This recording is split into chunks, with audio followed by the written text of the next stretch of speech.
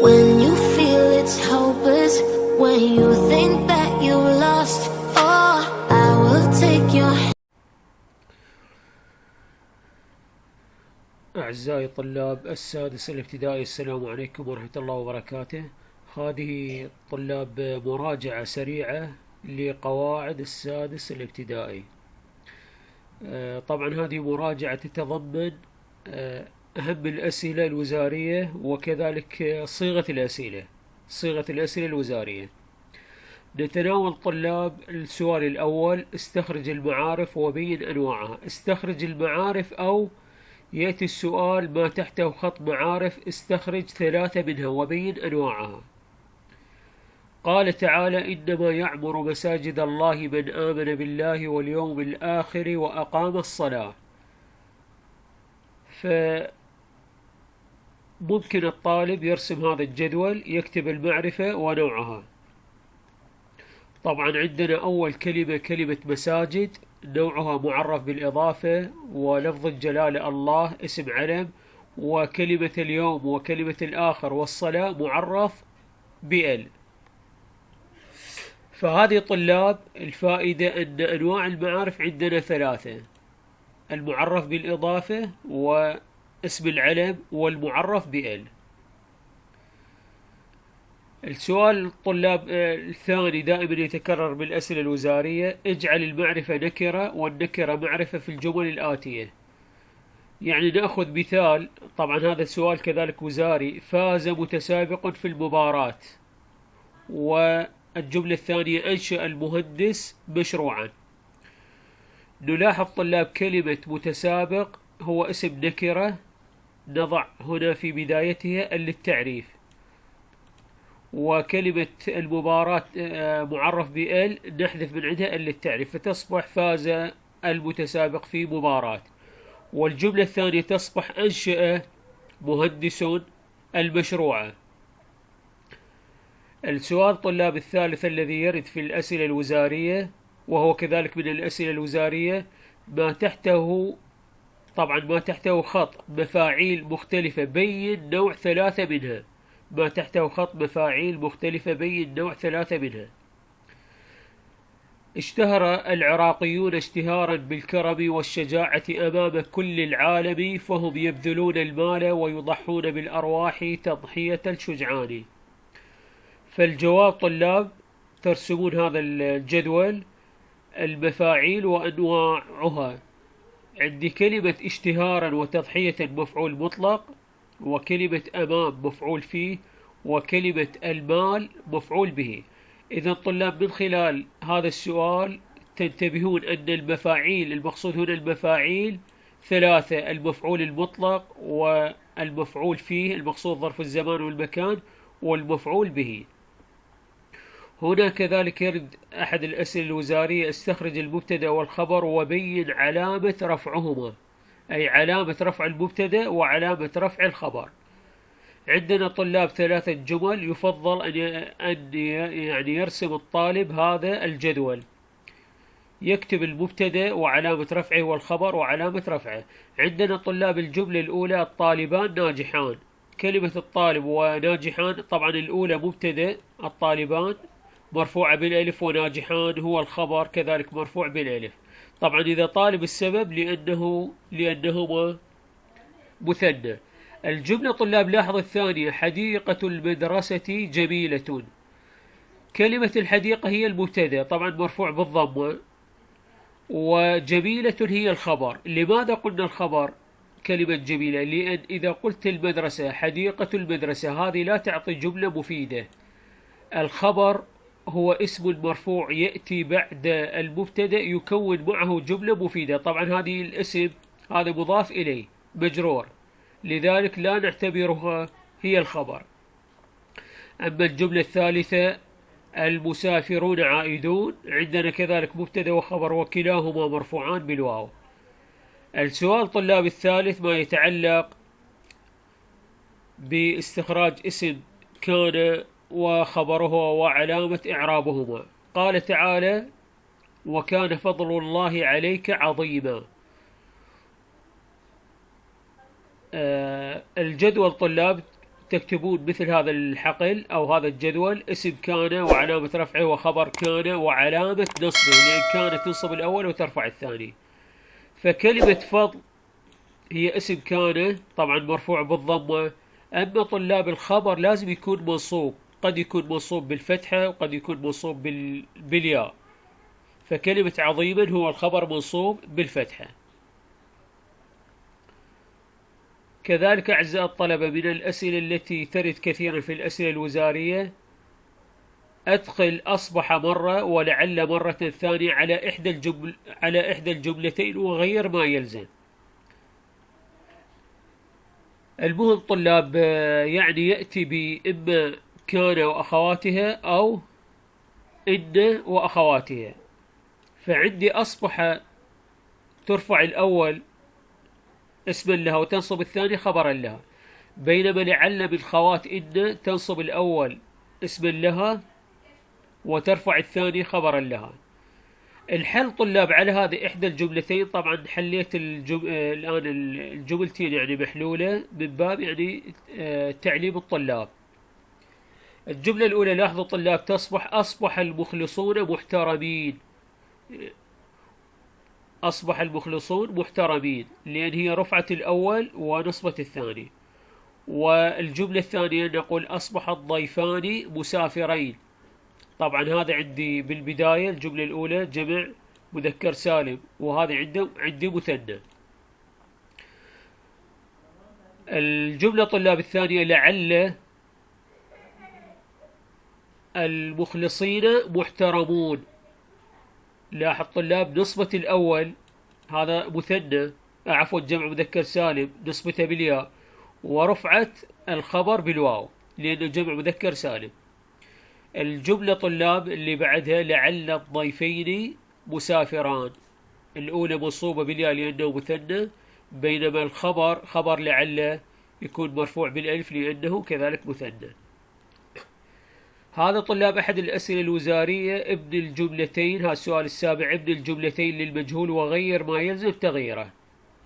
هذا طلاب ذن عندي جملتين، طالب من عندي ابنه للمجهول. لاحظوا طلاب لازم انتبه إذا كان الفعل ماضي أو مضارع. هسه في البداية عندي هذا فعل مضارع، فطلاب التغيير يكون كالآتي: هذا فعل مضارع يضم الحرف الأول يضم الحرف الأول ويفتح ما قبل الآخر، هذا إذا كان الفعل مضارع، فتصبح الجملة يفتح. آتي بعد ذلك لكلمة الباب وهي الفاعل، أحذف الفاعل وأجعل هذا المفعول به أجعله مرفوعا يصبح نائب فاعل، فتصبح الجملة يفتح الباب. الجملة طلاب الثانية قدم المعلم الدرس بوضوح. قدم هذا فعل ماضي، فلذلك لازم أضم الحرف الأول وأكسر ما قبل الآخر، ثم آتي لهذا الفاعل أحذفه والمفعول به أضعه هنا لازم يكون مرفوع حتى يصبح نائب فاعل، فتصبح الجملة قدم الدرس بوضوح. هنا طلاب هذا السؤال للتعليم: استخرج الأسماء المرفوعة وبين علامة إعرابها وعلامة رفعها. طبعا طلاب إذا تلاحظون الجمل، هذا عندي فعل والمتسابقون هذا الفاعل، أنا طالب من عندي هنا الأسماء المرفوعة. طبعا هذا المتسابقون فاعل مرفوع بالألف، وحج المسلمون هم كذلك فاعل مرفوع بالواو لأنه جمع مذكر سالم، وتضاعف الحسنات. طلاب هاي طبعا عفوا طلاب هاي هم كذلك هاي نائب فاعل. وعندي التلاميذ هذا مبتدأ مرفوع بالضمة لأنه جمع تكسير، ومجتهدون هذا خبر مرفوع بالواو لأنه جمع مذكر سالم. هذا طلاب السؤال للتعليم، يعني لازم تعرف أن الفاعل ونائب الفاعل والمبتدأ والخبر كلها مرفوعة. هذا طلاب كذلك سؤال جدا مهم، لازم تعرف أن المفعول المطلق يأتي على أنواع، وهذا طلاب السؤال يبين أنواع المفعول المطلق. قال تعالى: وآت ذا القربى حقه والمسكين وابن السبيل ولا تبذر تبذيرا. عندنا طلاب كلمة تبذير هذا هو المفعول المطلق، نوعه لتوكيد الفعل. طبعا كيف عرفنا لتوكيد الفعل؟ لأنه لا يوجد كلام بعده. الآية طلاب الثانية فأخذناهم أخذ عزيز مقتدر. كلمة أخذ هذا مفعول مطلق لبيان نوع الفعل. السبب لماذا قلنا مفعول مطلق؟ طلاب إذا وقع بعده اسم مجرور أو مثلا صفة فيعتبر هذا لبيان نوع الفعل. لاحظ طلاب فأخذناهم أخذ عزيز مقتدر. كيف كان هذا الأخذ أو العذاب؟ كان أخذ عزيز مقتدر. وعند الجملة الثالثة زرت أخي زيارتين، ها تدل على العدد. زيارتين هي طبعا المفعول المطلق لبيان عدد مرات الفعل. هذا طلاب السؤال يعلمك أن المفعول المطلق يأتي على 3 أنواع: لتوكيد الفعل إذا لم يقع بعده كلام، ولبيان نوع الفعل إذا كان بعده مضاف إليه مجرور أو صفة، وإذا كان عندي عدد، يعني مثلا هذا الفعل زرت زيارتين هذا يدل على العدد، هذا لبيان عدد مرات الفعل. مع الانتباه طلاب النوع الأول والنوع الثاني اثنين نصبا بالفتحة، والنوع الثالث إذا كان مثنى ينصب بالياء. تقول مفعول مطلق منصوب وعلامة نصبه الياء لأنه مثنى. هذا طلاب دائما يرد السؤال في الأسئلة الوزارية: صغ الأفعال الخمسة من أحد الفعلين وغير ما يلزم. وغير ما يلزم. عندي مثلا الفعل يكتب ويصنع. آخذ الفعل يكتب، أقول يكتبان تكتبان، ويكتبون وتكتبون وتكتبين. هذه طلاب هي الأفعال الخمسة. كل فعل مضارع إذا أضيف له ألف الاثنين أو واو الجماعة أو ياء المخاطبة يتحول الفعل المضارع إلى الأفعال الخمسة. طلاب هذا السؤال طبعا شامل لجميع الكتاب. هذا السؤال يا إما يكون على شكل فراغات أو اختر الجواب الصحيح من بين الأقواس. هذا طلاب سؤال جدا مهم وشامل. علامة رفع الفعل المضارع الصحيح الضمة، وعلامة نصب الفعل المضارع الصحيح الفتحة، وعلامة جزم الفعل المضارع الصحيح السكون. إذا طلاب الفعل المضارع الصحيح يرفع بالضمة وينصب بالفتحة ويجزم بالسكون. نأتي طلاب النقطة الرابعة. عند طلاب الأسماء المبتدأ والخبر والفاعل ونائب الفاعل، طبعا هذه كله أسماء يكون، يعني مثل إذا قال المبتدأ يكون فراغ دائما، أو الاختيار مثلا مرفوع لمنصوب نختار مرفوع. فكل طلاب هاي الأسماء كلها تكون مرفوعة. نأتي طلاب على النقطة الخامسة. إن طبعا هي حرف يفيد. إذا جاب لك يعني بالاختيارات وفراغات تكتب التوكيد. لعل تفيد الترجي، وليت تفيد التمني، وكأن، عفوا طلاب هذا خطأ، كأن تفيد التشبيه. طلاب هذا أنبه عليها، كأن تفيد التشبيه. صار تفيد التحويل، وظل تفيد الاستمرار. ليس تفيد النفي، وأن أداة نصب، ولن أداة كذلك نصب. طبعا الأداة هاي لن أداة نفي ونصب، ولم أداة نفي وجزم. انتبهوا طلاب عندي هذه إن وأخواتها. طبعا مع التنبيه طلاب هاي كأن تفيد طلاب هاي كأن تفيد تفيد التشبيه، ولكن تفيد الاستدراك. طبعا هنا نسيت طلاب، عفوا هذا خطأ بسيط. كأن تفيد التشبيه ولكن تفيد الاستدراك. أما طلاب البقية الأدوات ذن الثلاث من أخوات كان: صار تفيد التحويل، وظل تفيد الاستمرار، وليس تفيد النفي.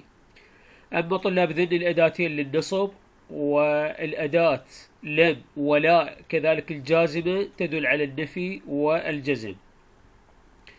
هذا طلاب سؤال يأتي كذلك على شكل ربما فراغات أو اختيارات، أو حتى ربما يساعدك على إعراب.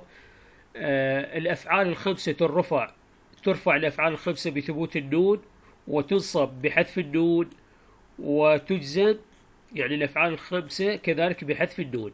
إذن الأفعال الخمسة رفعها بثبوت النون، ونصبها وجزمها بنفس العلامة هو حذف النون. النقطة طلاب رقم 18. الطالب لازم يعرف الأسماء المرفوعة اللي موجودة بالكتاب عندنا المبتدأ والخبر والفاعل ونائب الفاعل واسم كان وأخواتها وخبر إن وأخواتها. طبعا الصفة كذلك أحيانا تكون مرفوعة. طلاب، كل هذه الأسماء المرفوعة تشترك بنفس علامات الإعراب. شنو أقصد نفس علامة الإعراب؟ يعني هذا عندي 6 أسماء ترفع بالضمة. كل هذه الأسماء ترفع بالضمة إذا كان الاسم مفرد أو جمع تكسير أو جمع مؤنث سالم. وكذلك طلاب، كل هذه الأسماء ترفع بالألف إذا كانت مثنى، وجميع هذه الأسماء اللي ذكرتها ترفع بالواو إذا كانت جمع مذكر سالم. إذا الضمة طلاب إذا كانت 3 أسماء عندي نوعها مفرد جمع تكسير جمع مؤنث سالم، والألف علامة رفع المثنى والواو علامة رفع جمع المذكر السالم. بقي أعزائي الطلبة الإعراب. كيف يعني أتعلم الإعراب؟ الإعراب أعزائي الطلبة لازم تعرف تحدد أولا نوع الجملة، هل هي جملة اسمية أو جملة فعلية. تحديد طلاب، تحديد نوع الجملة يساعدك على الإعراب الصحيح. إذا قلت جملة اسمية يعني راح تعرب الجملة مبتدأ وبعد ذلك تبحث عن الخبر. يعني مثال، إذا قلت محمد مجتهد، محمد مجتهد، فمحمد هذا اسم وقع في بداية الجملة يعرب مبتدأ مرفوع علامة رفعه الضمة، ومجتهد خبر مرفوع وعلامة رفعه الضمة. طبعا مع التنبيه طلاب، إذا كان مثنى يرفع بالألف، وإذا كان جمع تكسير يرفع بالواو.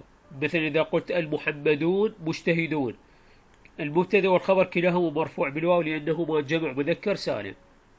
هذا طلاب إذا بدت الجملة باسم. طبعا أحيانا طلاب مع التنبيه الجملة الاسمية تعرفون تدخل عليه كان وأخواتها وإن وأخواتها. إذا دخلت كان ترفع الأول اسما لها وتنصب الثاني خبرا لها، أما إن يكون عملها عكس كان، تنصب الأول اسما لها وترفع الثاني خبرا لها. هذا طلاب الكلام إذا كانت الجملة بدأت باسم. أما إذا بدأت الجملة بفعل لازم انتبه طلاب إلى نوع الفعل، هل هو فعل ماضي أو فعل مضارع. طبعا الفعل طلاب الماضي إذا نهايته يعني فتحة ويدل على زمن الماضي، أو كذلك يقبل التاء سواء تاء الفاعل أو تاء التأنيث الساكنة، فهذا اعتبره فعل ماضي. أما إذا بدأ بحروف أنيت مثل يكتب تكتب أكتب نكتب، هذا يعتبر فعل مضارع. الجملة طلاب الفعلية ذكرت تبدأ بفعل ويأتي بعدها الفاعل، وأحيانا يأتي بعدها المفعول به. هذا طبعا أحيانا مو كل الأحوال. المهم يعني إذا موجود الفعل لازم موجود الفاعل بالجملة. مثال، كتب محمد الدرس، كتب فعل ماضي ومحمد فاعل مرفوع علامة رفعه الضمة، والدرس مفعول به منصوب وعلامة نصبه الفتحة. مع طلاب التنبيه أن الفاعل قد يكون مفرد أو مثنى أو جمع، وكذلك المفعول به قد يكون مثنى أو مفرد أو جمع، يعني حسب مثل هذه الأسماء طلاب كل واحد إلى علامة. مع طلاب كذلك تنبيه آخر، هذا الفعل لازم يعني تنتبه له إذا كان فعل مبني للمعلوم أو مبني للمجهول. يعني هسه هذا الفعل مبني للمعلوم، شنو أقصد بفعل مبني للمعلوم؟ يعني الفاعل موجود بالجملة. أما طلاب إذا كان مبني للمجهول مثل ما ذكرت يعني أحد الأسئلة اللي ذكرناها سابقا، يعني مثل هسه هذه الجملة إذا جالي إعراب يفتح الباب، أقول يفتح فعل مضارع مرفوع علامة رفعه الضمة، طبعا أقدر أكتب بين قوسين مبني للمجهول، والباب نائب فاعل مرفوع علامة رفعه الضمة. قدم هم كذلك هذا فعل ماضي مبني على الفتح، أستطيع أكتب بين قوسين مبني للمجهول، والدرس نائب فاعل. مع طلاب ملاحظة مهمة جدا، نائب الفاعل إذا كان يعني مثلا مفرد وجمع مؤنث سالم وجمع تكسير الرفع بالضمة، وإذا كان مثنى يرفع بالألف، وإذا كان جمع مذكر سالم يرفع بالواو. هذا طلاب ملاحظات جدا مهمة. مع طلاب كذلك تنبيه آخر، الأفعال الخمسة الأصل تتكون من فعل، يعني مثل هاي الأفعال إذا جت بالأسئلة الوزارية أعربها فعل مضارع مرفوع علامة رفعه ثبوت النون. إذا طلب من عندي استخراج الفاعل طلاب هذا ألف الاثنين، إذا تلاحظون الحرف قبل النون، هنا عندي ألف الاثنين وعندي هنا واو الجماعة، هذه واو الجماعة، وعندي ياء المخاطبة. هذه طلاب الضمائر أستطيع أعربها ضمير متصل في محل رفع فاعل، أو أقول يعني مباشرة يعني ألف الاثنين واو الجماعة ياء المخاطبة مباشرة أستطيع أن أعربها فاعل.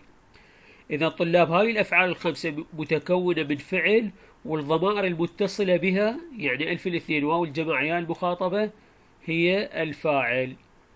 هذه طلاب أهم الأسئلة، يعني أرجع مراجعة كذلك يعني بسيطة حتى يعني ما تنسونها.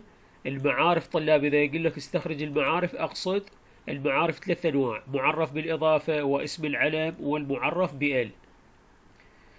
هنا طلاب اجعل المعرفة نكرة والنكرة معرفة، تنظر للكلمة طبعا فقط مختصة طلاب بالأسماء، يعني الأفعال ما لك علاقة بها، وكذلك الحروف تتركها فقط على الأسماء. هذا طلاب إذا اسم ما موجود به الألف واللام نضيف الألف واللام، وإذا موجود الألف واللام موجودة تحذف الألف واللام من الاسم. لا طلاب هذا السؤال ما تحته خط مفاعيل مختلفة بين نوع ثلاثة منها. المفاعيل طلاب هذه مفعول مطلق ومفعول فيه، ظرف الزمان والمكان، والمفعول به. هذا طلاب استخرج المبتدا والخبر وبين علامة رفعهما. لازم تعرف طلاب المبتدا والخبر اثنينات مرفوعات، لكن تنتبه إلى علامة الرفع، قد تكون الضمة أو الألف أو الواو. بالنسبة طلاب كان وأخواتها لازم تعرف كان هي ترفع الأول وتنصب الثاني. مع طلاب كذلك التنبيه، اسمها وخبرها قد يرفع بالضمة وقد ينصب بالألف وقد يرفع بالواو. طبعا هذا عفوا الاسم. الخبر طلاب دائما يكون منصوب ينصب بالفتحة أو ينصب بالكسرة بدل الفتحة إذا كان جمع مؤنث سالم، وينصب بالياء إذا كان مثنى أو جمع مذكر سالم. طبعا طلاب إن وأخواتها يكون عملها عكس عمل كان. هذا طلاب السؤال أدخل مثلا كان وإحدى أخواتها مرة، وإن وإحدى أخواتها مرة. طلاب تختار واحد من إحدى الجملتين، يعني مو اثنينات اللي تحلهن، تختار تنظر يعني يا جملة عندك أسهل وتحلها. الطلاب التمرين الرابع ذكرت 3 خطوات حتى أبني الفعل المجهول. أولا آتي للفعل، إذا كان مضارع أضم الحرف الأول وأفتح ما قبل الآخر، وإذا ماضي أضم الحرف الأول وأفتح ما قبل الآخر. أجي للفاعل أحذفه، والمفعول به أضع فوقه ضمة إذا كان مفرد، وإذا كان مثنى أضيف لألف، مثلا الكتابين أسويها كتابان، وإذا جمع مذكر سالم مثلا كرم المدير المجتهدين تقول المجتهدون، لأن يصير نائب فاعل مرفوع علامة رفعه الواو. طلاب المفعول به لازم كذلك تحفظه، يأتي لتوكيد الفعل ولبيان نوع الفعل ولبيان عدد مرات الفعل. مع طلاب هذا السؤال مهم، حول الفعل إلى صيغ الأفعال الخمسة. تصير طلاب عندك 5 أفعال، وذكرت أن الضمائر ألف الاثنين واو الجماعة ياء المخاطبة هي تعتبر الفاعل. هذه طلاب الملاحظات ذكرتها بشكل مفصل، يعني ما يتعلق بمعاني أو دلالات إن وأخواته وكان وأخواته وحروف النصب وحروف الجزم وعلامات الرفع الفعل المضارع أو الأفعال الخمسة وعلامات الأسماء. مع التنبيه طلاب إلى الإعراب، تنظر للجملة إذا بدأت باسم تعربها مبتدأ وبعدها خبر، وإذا فعلية لازم تتكون من فعل وفاعل، وأحيانا الاسم اللي بعدها يكون مفعول به منصوب. مع التنبيه طلاب الخبر مو شرط يأتي الكلمة الثانية، الخبر لازم يكمل مع المبتدأ جملة مفيدة، مثل حقيبة محمد، مثلا جميلة. جميلة هي الخبر، حقيبة مبتدأ، ومثل محمد أو علي مضاف إليه مجرور، وجديدة أو جميلة تعتبر هي الخبر. هاي طلاب يعني بشكل ملخص مراجعة بسيطة لقواعد السادس الابتدائي. أتمنى طلاب لكم كل التوفيق والنجاح، والسلام عليكم ورحمة الله. شكرا طلاب جزيلا على حسن الاستماع. مع السلامة طلاب. When you feel it's hopeless, when you think that you lost